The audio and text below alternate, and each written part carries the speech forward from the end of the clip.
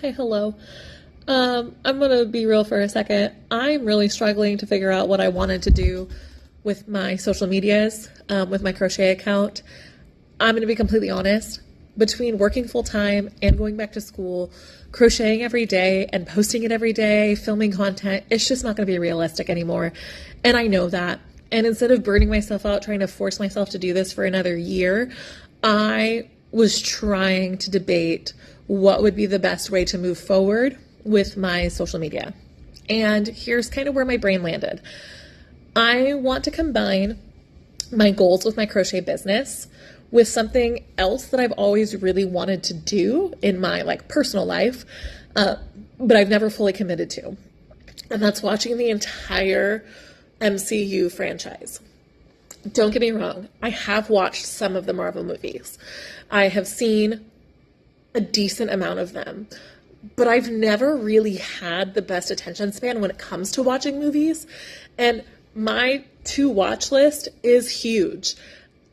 So what I've learned is that if I crochet while I'm watching movies, it makes the movie watching process a lot easier for me because my hands are busy and it keeps my brain a little bit more focused on what's actually happening on the screen. I have both learned how to crochet without looking, and really it helps me focus and pay attention. So being able to sit through movies became more doable for me. And the other piece is market prepping is one of my biggest goals for this year, but it's also the area where my motivation disappears the fastest. So my hope is if I crochet while watching Marvel movies, I can challenge myself to market prep during the movies so that I'm repeating patterns that are very simple, and I can build up my stock, and it'll make it more fun to then also watch all the movies that I want to watch. So then the other debate happened today of how do I watch the MCU franchise? I asked my dad, I asked my sister, and then I ended up polling my friends. Do I watch them in release order or do I watch them in timeline order?